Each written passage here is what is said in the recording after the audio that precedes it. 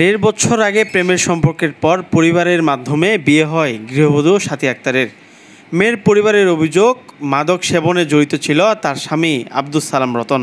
তারপরও সংসারের কথা চিন্তা করে নির্যাতন সহ্য করতেন গৃহবধূ সাথী। অবশেষে লাশ হয়ে স্বামীর বাড়ি থেকে ফিরলেন গৃহবধূ সাথী।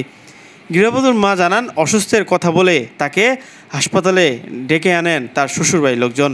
পরে সেখানে এসে দেখতে পায় তার মেয়ে মারা গেছে। তার দাবি, গলা চিপে ধরে তাকে হত্যা করা হয়েছে। এ ঘটনায় তার স্বামীকে আটক করেছে বালিয়াডাঙ্গি থানা পুলিশ। খারাপ, মোর বিহাই বিহানি খারাপ, সবাই খারাপ। আমার যাবা পাই গানি মোবাইল পাই গানি ভাত খাই দেখানে আমার ভুসুটা হবে বাগাই বাবুরা মোবাইল করতে কথা মাইক করে ফেলে ঝাঙা লাগিয়া এবার কলটা দিছি, কলটা ধোয়নি। এবার ওয়াই একটা লম্বাটা কল ধরে না কথা, তোমার বেটা ফাঁসি ডাঙিল দম টম নাইয়া আমার হাসপাতাল থাকি, তোমার হাসপাতাল আসো। মোর বেটা ফাঁসি ডাঙবেনি, বিষ খাবেনি বা টুটি রাজিবে।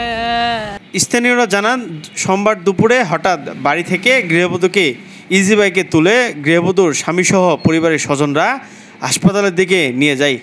এ সময় গৃহবধূর স্বামী আব্দুস সালাম রতন ও তার বাবা আবু হককে বলতে শোনা যায় গৃহবধূ গলায় ফাঁস দিয়েছে।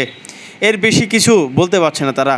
গৃহবধূ পরিবারের দাবি, দীর্ঘদিন ধরেই তার মেয়েকে কঠোর নির্যাতন করত তার শ্বশুরবাড়ির লোকজন। ভাই মেয়েটার সম্পর্ক করে বিয়ে হয়েছিল, আমরাও মেনে নিয়েছিলাম যে সম্পর্ক করে বিয়ে হয়েছে। যখন থেকে বিয়ে হয়েছে তখন থেকে মেয়ে যাদব আমাদের নির্যাতন করছে। আমরা কয়েকবার গেলাম, তখনও ওরা থামে না, তারপরেও নির্যাতন করছে। গৃহবধূর বাবা ও পরিবারের লোকজনের দাবি, হত্যার সাথে জড়িতদের যাতে দ্রুত কঠোর শাস্তি দেওয়া হয়। অলরেডি গলা টিপা মারা দিয়া তার ফাঁসি চাই। আমরা ওনাদেরকে, ওনার পরিবারকে সবাই আমরা ফাঁসি চাই। সোমবার দুপুরে বালিয়াডাঙ্গি উপজেলা স্বাস্থ্য কমপ্লেক্স থেকে তার স্বামীকে আটক করা হয়। আটককৃত আব্দুস সালাম রতন বালিয়াডাঙ্গি উপজেলার পাড়িয়া ইউনিয়নের বঙ্গভিটা গ্রামের আবু হকের ছেলে। নিহত সাথী আক্তার বড়বাড়ি ইউনিয়নের বেলবাড়ি গ্রামের হাকিমুল হকের মেয়ে।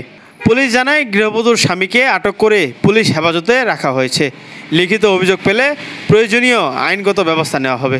আমি ডিউটি অফিসারের মাধ্যমে, আমাদের অফিসার ইনচার্জের মাধ্যমে আমি সংবাদপ্রাপ্তি হই। সংবাদপ্রাপ্ত হওয়ার পরে আমি বালিয়াডাঙ্গি উপজেলা স্বাস্থ্য কমপ্লেক্সে আসার পরে আমি লাশটা জরুরি বিভাগে পাই।